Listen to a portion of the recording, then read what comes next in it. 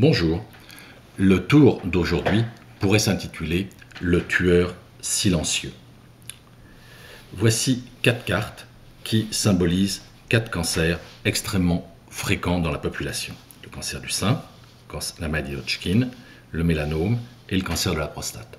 En dessous de chacun des organes atteints par le cancer, on a un chiffre qui indique le pourcentage à 5 ans de patients qui sont encore en vie, quel qu'ait été le stade au moment du diagnostic. Ainsi, 85% des femmes ayant un cancer du sein sont vivantes à 5 ans après le diagnostic. 83% des patients ayant une maladie de Hodgkin sont vivants à 5 ans après le diagnostic. 87% des patients ayant un mélanome sont vivants 5 ans après le diagnostic.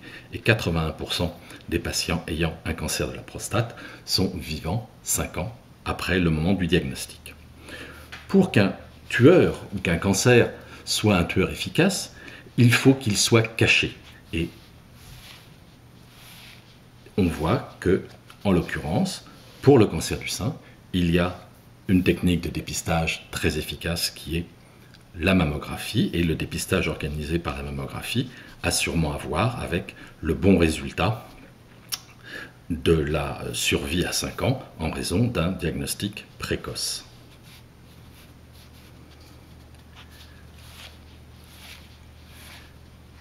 Ici, on voit que c'est le mélanome qui a un système de dépistage. Eh bien, en fait, le système de dépistage, c'est simplement que les patients regardent leur peau et dans 95% des cas, le diagnostic est fait avant que le malade aille voir le médecin et c'est un diagnostic qui est de ce fait extrêmement simple.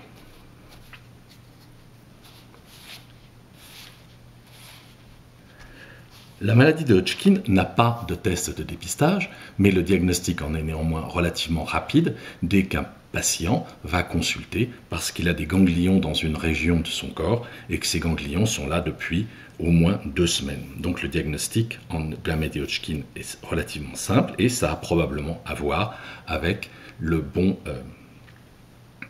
résultat à 5 ans.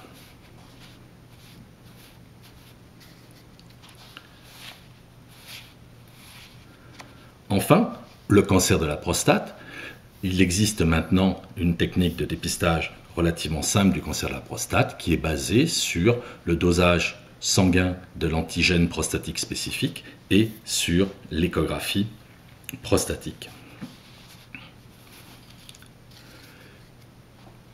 Le cancer est caché et est difficile à diagnostiquer.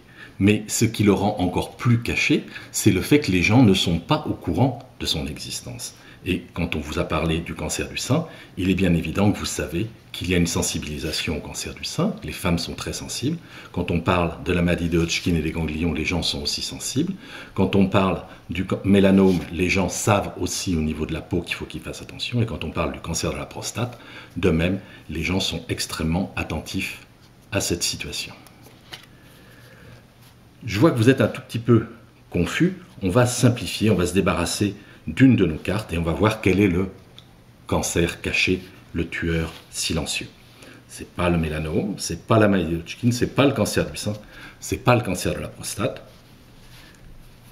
Le tueur caché, silencieux et efficace, c'est le cancer du pancréas qui, à 5 ans, a seulement 4% des patients qui sont toujours en vie.